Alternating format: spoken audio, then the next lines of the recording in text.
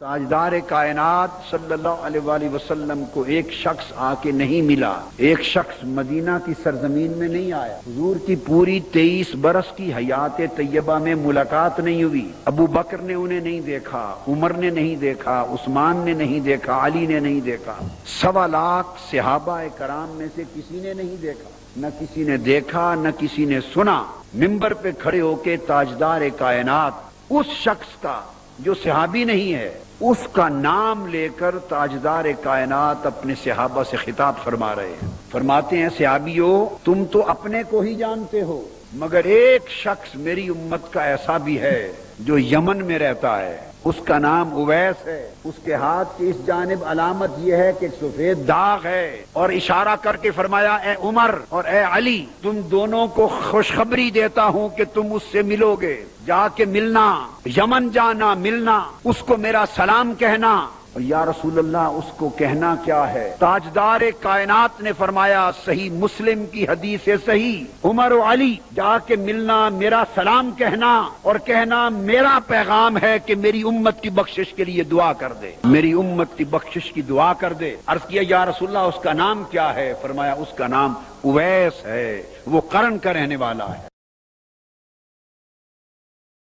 صحابہ کرام کی مجلس ہے، آقا نے دعا کے لیے ہاتھ اٹھا دی، عرض کیا باری تعالیٰ اللہم بارک لنا فی شامنا ولنا فی یمننا، اے اللہ ہمارے ملک شام میں برکت دے اور ہمارے ملک یمن میں برکت دے۔ پھر کسی نے آواز دی یا رسول اللہ ولنا فی نجدنا، ہمارے نجد کے لیے بھی دعا کر دیں۔ صحیح بخاری میں ہے، صحیح مسلم میں ہے، متفق علیہ حدیث، اور صحاح ستہ میں، تصویر کتب میں۔ عرض کہ یا رسول اللہ یمن کے لیے دعا کی، شام کے لیے دعا کی، ہمارے نجد کے لیے بھی دعا کر دی۔ آپ نے بات نہیں سنی، پھر فرمایا اللہم بارک لنا فی شامنا ولنا فی یمننا۔ اس نے پھر کہا ولنا فی نجدنا، ہمارے نجد کے لیے بھی دعا کر دیں۔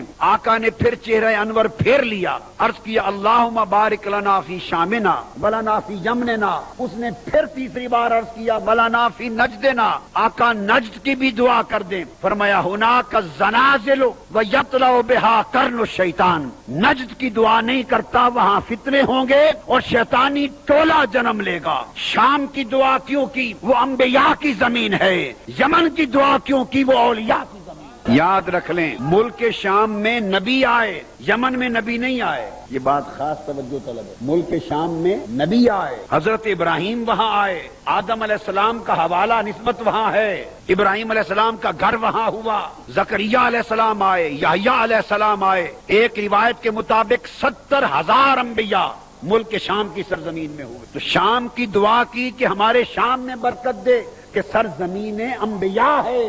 عرض کیا باری تعالیٰ ہمارے یمن کو برکت دے، یمن میں تو نہ کعبہ ہے، نہ قبلہ اول ہے، نہ نبی آئے نہ رسول آئے، تو یمن کو برکت کیوں دے؟ اس لیے کہ یمن ویسے کرنے کی سرزمین ہے، یمن اولیاء کی زمین ہے۔ تو فرمایا نجد کی دعا نہیں کرتا، کیوں؟ اس لیے کہ وہاں سے ایسا فرقہ جنم لے گا جو نبیوں کا بھی بے ادب ہوگا، ولیوں کا بھی بے ادب ہوگا۔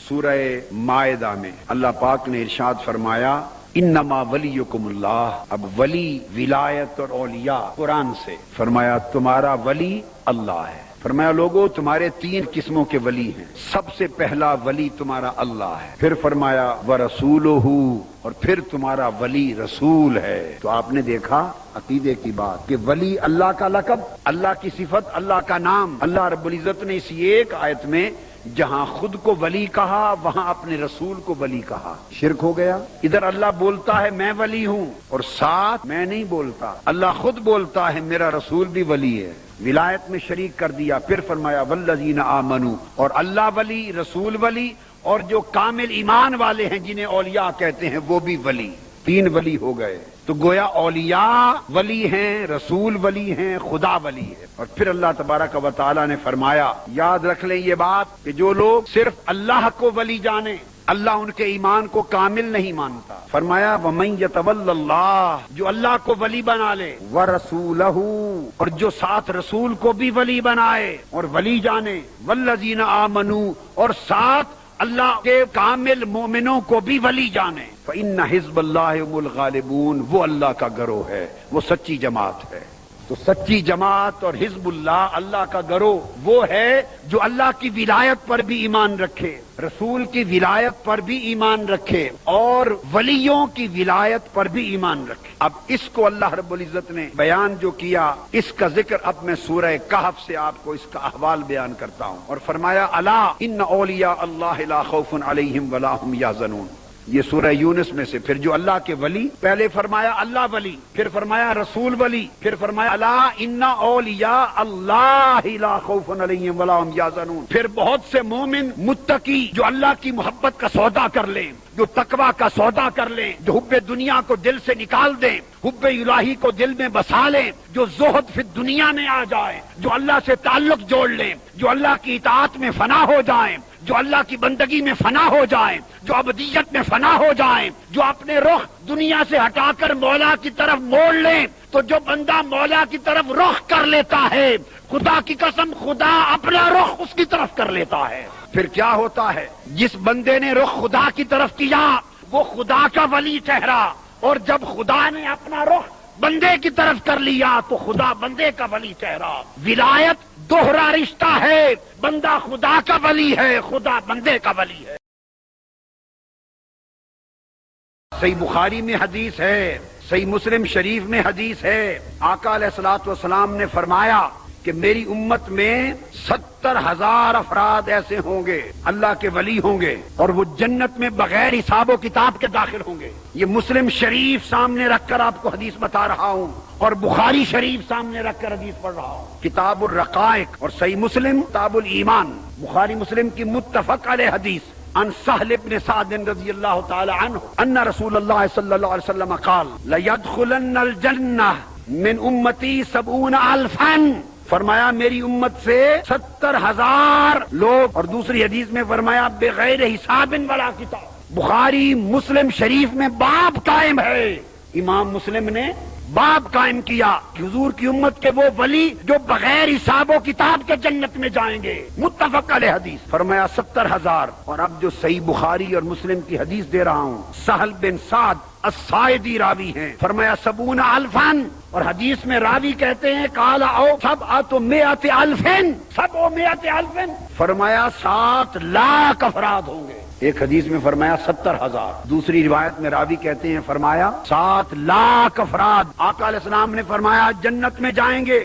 اور بغیر حساب و کتاب کے جنت میں جائیں گے۔ اور پھر کیسا ہوگا؟ پہلی حدیث فرمایا 70,000 جنت میں جائیں گے، اور ان میں سے ہر ایک 1000 کا عالم کیا ہوگا؟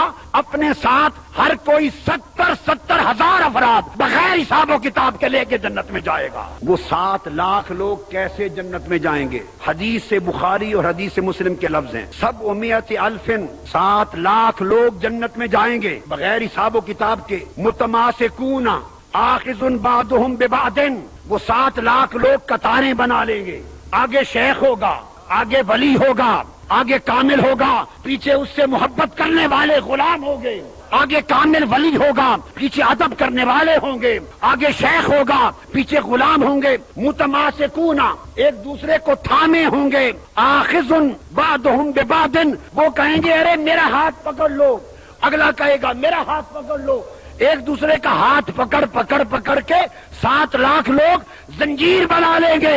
حکم ہوگا یہ 7 لاکھ لوگوں کی زنجیر ساری جنت میں چلی جائے۔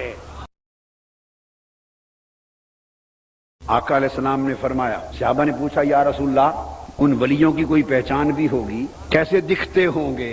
تو قربان جاؤں میرے آقا نے فرمایا وجوہہم علی صورت القمر لیلۃ البدر، قیامت کے دن 14ویں رات کے چاند کی طرح ولیوں کے چہرے چمک رہے ہوں گے۔ یہ مقام ہوگا، اللہ ان کی بات نہ اس نے کبھی دنیا میں رد کی تھی نہ کبھی قیامت میں رد کرے گا۔ ابو ہریرہ رضی اللہ تعالیٰ عنہ روایت کرتے، اور یہ حدیث پھر صحیح مسلم کتاب البر والصلہ جلد 4 صفحہ 2024 مسلم شریف میں آقا علیہ السلام نے فرمایا، ابو ہریرہ رضی اللہ تعالیٰ عنہ روایت کرتے فرمایا آقا علیہ السلام نے قال رسول اللہ صلی اللہ علیہ وآلہ وسلم رب اشعث اغبر مدفوع بالابواب لو اقسم علی اللہ لابرہ، رواہ المسلم۔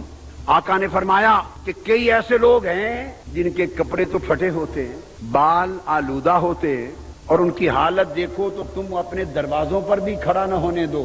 دنیا دارو یہ کہا جا رہا ہے دنیا داروں ان کے ظاہری حال کو دیکھو تو دروازوں پر بھی کھڑے نہ ہونے دو، مگر فرمایا خدا کی قسم اگر وہ اللہ کی قسم کھا لے جو کہہ دے وہی پورا ہو جائے۔ حضور علیہ السلام نے فرمایا صحابہ کرام کو الا اخبرکم عن ملوک الجنہ، تمہیں بتا دوں کہ جنت کے بادشاہ کون ہوں گے؟ ان کو آقا نے جنت کے بادشاہوں کا درجہ دیا۔ اللہ تبارک و تعالی نے ان اولیاء سے محبت کرنے والے جو اللہ کی محبت نے جن کو ولی بنا دیا، محبت کرنے والوں کے لیے اللہ پاک نے فرمایا، حدیث قدسی ہے، صحیح بخاری میں ہے، مسلم میں ہے، سیاستہ میں ہے، مسند امام احمد بن حنبل میں ہے، آقا علیہ السلام نے ارشاد فرمایا یہ جو اللہ سے محبت کرنے والے ولی ہیں، موطا امام مالک میں ہے، ہر حدیث کی کتاب میں فرمایا واجبت محبتی للمتحابین فیہ والمتزاورین فیہ والمتبازلین فیہ والمتجالسین فیہ والمتصادقین فیہ، فرمایا جو لوگ میرے محبوب ہیں، جو ان سے محبت کرتے ہیں میرے محبوب ولیوں سے، اس نے فرمایا مجھے اپنی عزت کی قسم میں ولیوں سے محبت کرنے والوں سے بھی محبت کرتا ہوں، والمتزاورین فیہ، جو میرے محبوب دوستوں کی زیارت کرنے کو جاتے ہیں، خدا نے کہا مجھے اپنی عزت کی قسم میں ولیوں کی زیارت کرنے والے جانے والوں سے بھی محبت کرتا ہوں، والمتجالسین فیہ، جو میرے محبوب بندوں کی صحبت میں بیٹھتے ہیں میں ان کی مجلس میں بیٹھنے والوں سے بھی محبت کرتا ہوں۔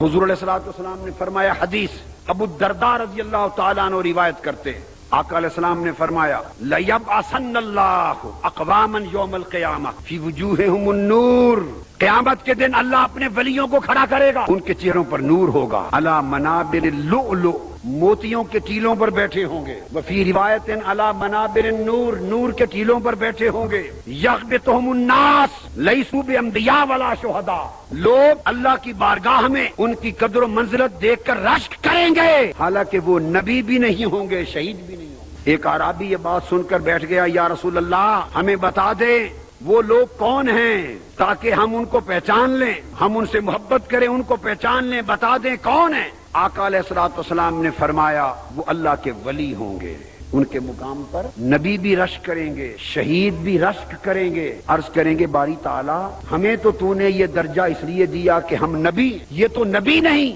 ان کو اس مقام پر کس وجہ سے بٹھایا گیا؟ شہید کہیں گے باری تعالیٰ ہمیں تو نے قدر و منزلت اس لیے دی کہ ہم تیری راہ میں شہید ہوئے، یہ تو شہید بھی نہیں، انہیں آج اتنا درجہ اونچا کیوں دیا گیا؟ یہ معنی ہے نبیوں اور شہیدوں کے رشک کرنے کا۔ کیا وجہ ہے؟ تو حدیث کے الفاظ جو بتا رہا ہوں، حضور علیہ السلام نے فرمایا کہ جب وہ یہ رشک کریں گے، فرمایا ان وجوہہم نور وانہم علی منابر من نور، ان کے چہروں سے نور کی شعاعیں نکل رہی ہوں گی، وہ نور کے تیروں پر بیٹھے ہوں گے، لا یخافون اذا خاف الناس، لوگ خوف زدہ ہوں گے انہیں کوئی خوف نہ ہوگا، ولا یحزنون اذا حزن الناس، لوگ غم زدہ ہوں گے انہیں کوئی غم نہ ہوگا۔ صحابہ کرام بےتاب ہو گئے، عرض کیا یا رسول اللہ بتائیں یہ کون لوگ ہوں گے؟ حدیث پاک میں آتا ہے، آقا نے آیت پڑھی، فرمایا الا ان اولیاء اللہ لا خوف علیہم ولا هم يحزنون، یہ نہ نبی ہوں گے نہ شہید مگر اولیاء اللہ ہوں گے۔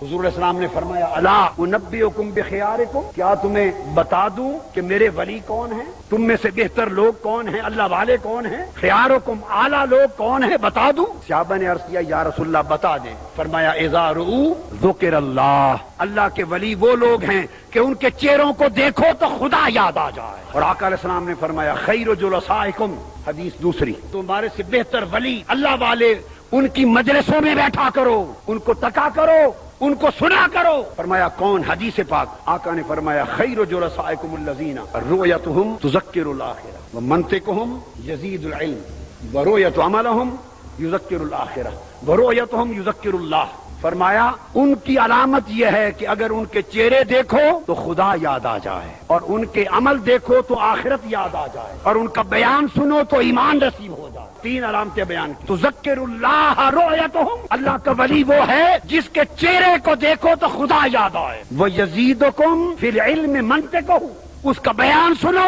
تو علم ہدایت نصیب ہو جائے، وَيُذَكِّرُ الْآخِرَةَ عَمَلُهُ، اس کے عمل کو دیکھو تو آخرت یاد آ جائے۔ اس لیے فرمایا وَلَا تَعْدُ عَيْنَاكَ عَنْهُ، ان کو تکتے رہا کرو، نگاہیں ان سے ہٹانا نہیں، اگر نگاہیں اللہ والوں سے ہٹ گئیں تو کیا ہوگا؟ ترید زینت الحیات الدنیا، اس ملعون دنیا میں پھنس کے رہ جاؤ گے۔ اگر دنیا کی محبت سے نجات چاہتے ہو تو اللہ والوں سے تعلق رکھو، اللہ والوں سے محبت کرو۔ اور اللہ والے کون ہیں؟ جن کے دل میں اللہ رہتا ہے، دنیا نہیں رہتی۔ اللہ کے ولی کون ہیں؟ وہ جن کے دل میں اللہ رہتا ہے، دنیا نہیں رہتی۔ جن کے دل میں اللہ کی محبت ہے، دنیا کی محبت نہیں ہے۔ جنہوں نے دل کے رخ ہر سم سے ہٹا کر بولا کی طرف کر دیے، اور فرمایا وَلَا تُطِعْ مَنْ أَغْفَلْنَا قَلْبَهُ عَنْ ذِكْرِنَا، اور جو لوگ غافل ہو گئے ہیں ہمارے ذکر سے، ان کے پیچھے نہ جایا کرو۔ غافلوں کے پیچھے نہ جاؤ، تمہیں غافل کر دیں گے۔ ذاکروں کے پیچھے جاؤ، تمہیں ذاکر کر دیں گے۔